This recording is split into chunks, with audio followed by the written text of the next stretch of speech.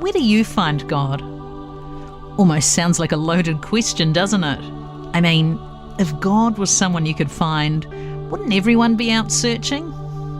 Well, rather than looking for something elusive, like a pot of gold at the end of the rainbow, I reckon it's more about learning to recognise the way God is already present to us in our everyday lives. I'm Lizzie Oakes, and this is Where Do You Find God?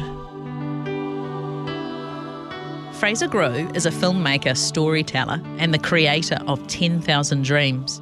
Fraser's busy filming the dreams of 10,000 humans before, as he says, the day he croaks.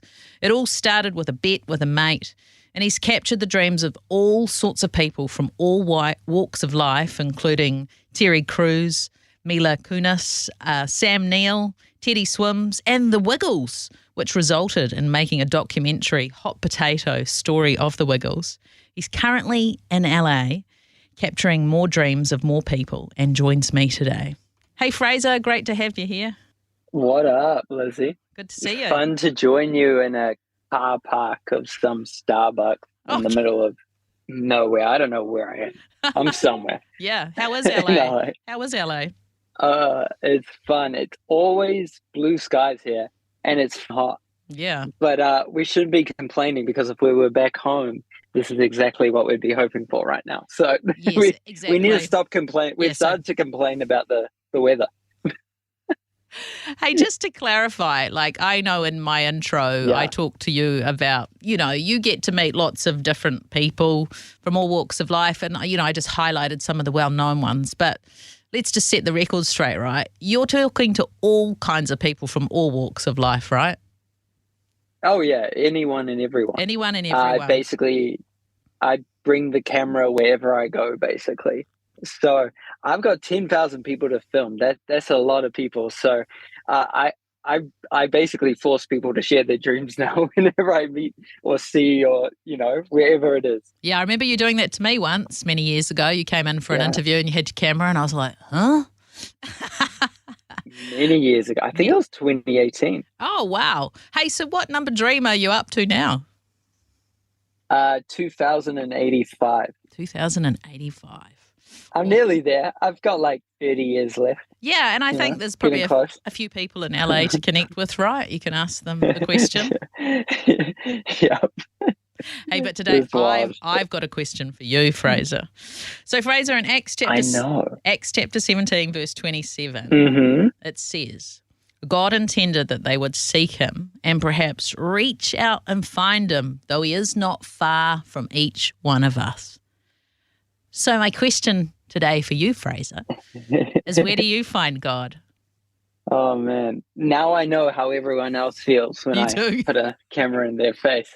Okay, well, I guess all I can do is go off what comes to my head straight away. That's probably the best place to start. Go there. I think I find myself connecting with God the most when I'm stargazing at 2 a.m.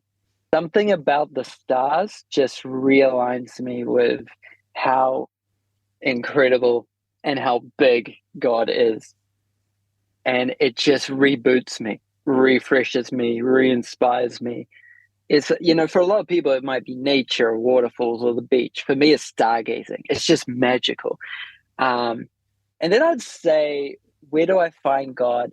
I think tying it to what I'm doing with 10,000 Dreams, when I'm just, I guess I've started to do this with my wife a lot more recently. So we're kind of a team now, me and my wife. We're on this adventure together.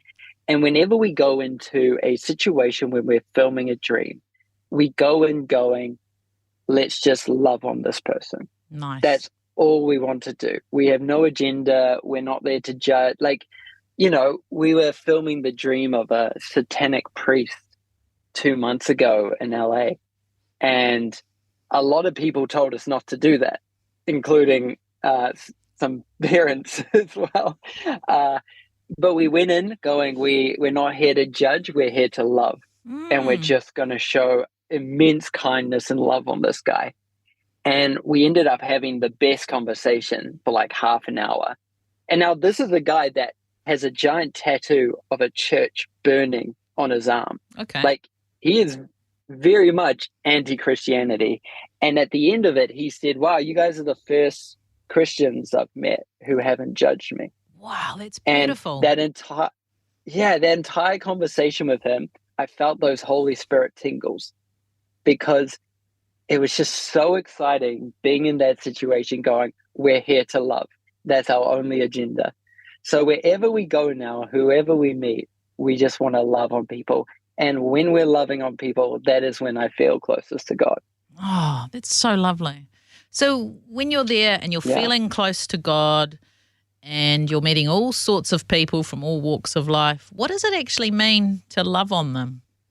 I would say it means to listen, to be interested, to not judge, to be kind, to be engaged.